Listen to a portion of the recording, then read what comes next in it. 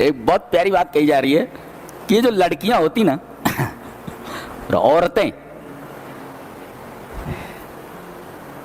ان کی دو فطری حقیقتیں ہیں، دو حقیقتیں کیا؟ أَوَمَنْ يُنَشَّأُ فِي الْحِلْيَةِ وَهُوَ فِي الْخِصَامِ غَيْرُ مُبِينٍ، ایک تو ان کی پرورش ہی زیورات میں ہوتی ہے، ایک فطری کمزوری ہے، اور ایک ہے جب وہ بحث کرتی ہیں تو استدلال ان کا بڑا کمزور ہوتا ہے۔ یہ بتائیے، واضح کرتا ہوں اس کو۔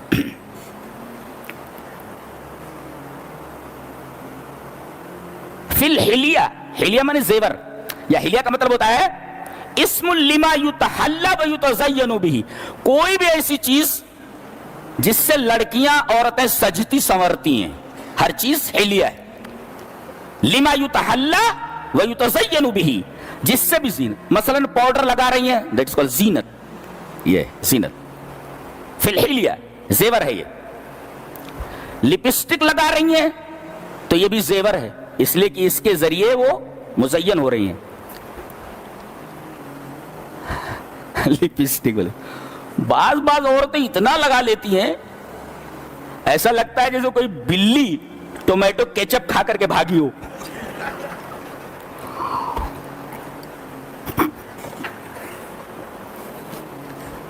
جی، تو فی الحلیہ، ایک تو یہ زیورات میں پرورش پاتی ہے، اس کو سجنے سنورنے کی عادت نہیں بلکہ اس کی فطرت ہوتی ہے۔ فطرت میں ہوتا ہے سجنا اور سنورنا، سجنے اور سنورنے میں ہی اس کی پرورش ہوتی ہے۔ یونشو اے ینشو اے تتربا، اس کے اندر اس کی پرورش ہوتی ہے۔ سجنا سنورنا اس کی فطرت ہے۔ اور ایک بات بولوں، یہ اوپر سے مزید خوبصورت بننا کیوں ہوتا ہے؟ کوئی کمی ہے نا، اس کمی کو میک اپ سے پورا کیا جاتا ہے۔ میک اپ اس کمی کو جو رہ گئی ہے پورا کیا جاتا ہے، یہ کمی ہے۔ اور جب بات کرتی ہے بعض عورتیں بات کرتی ہے، دلیل نہیں پاتی تو گالیوں پہ آ جاتے، اسی گالیاں بکتی ہیں، کان سے دھواں نکلنے لگتا ہے۔ جی، مردوں کی گالیاں بکتی ہوں اس لیے کہ ان کے پاس دلیل نہیں ہوتی، اور ماڈرن دور میں گالیاں تمام دلائل کے خاتمے کا اعلان۔ گالیوں پہ کوئی اتارا، اس کا مطلب اس کے بعد دلیل نہیں ہے، وہی کہا گیا وہ فی الخصام غیر مبین، بحث و مباحثے میں یہ سامنے والے کی دلیل کو رد نہیں کر پاتی اور نہ اپنی بات کو مکمل طور پر پیش کر پاتی ہے۔ مفسرین نے لکھا ہے یہ قاعدہ اکثری ہے، کلی نہیں ہے۔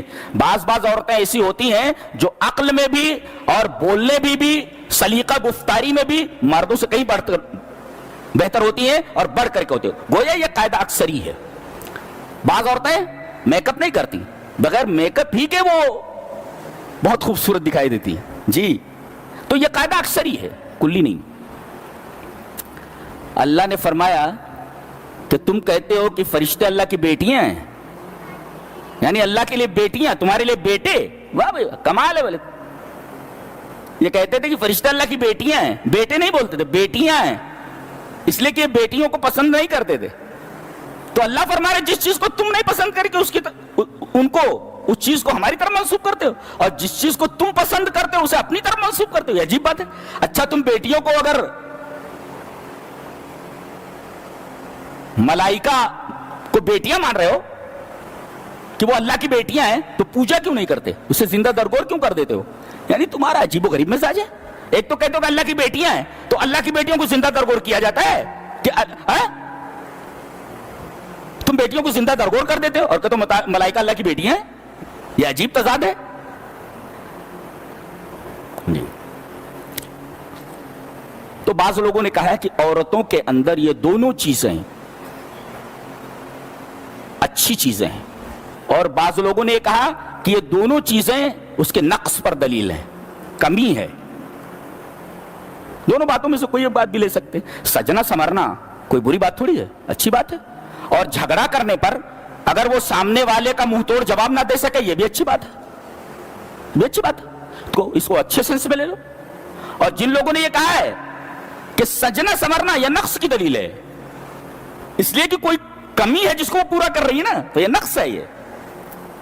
اور اگر کسی آدمی کی دلیل کا جواب نہ دے سکے یہ بھی نقص ہے، کسی کی دلیل کو توڑ نہ سکے اور اپنی بات کو خوش اسلوبی سے رکھ نہ سکے یہ بھی ایک طریقے کا نقص ہے. لیکن میں یہ سمجھتا ہوں کہ یہاں پر عورتوں کی تعریف کی گئی ہے، ان کی تنقیص نہیں، اس لیے کہ سجنا سنورنا یہ بہت خوبصورتی کی بات ہے، بہت اچھی بات ہے. اور اسی طریقے سے سامنے والے کو منہ توڑ جواب دینا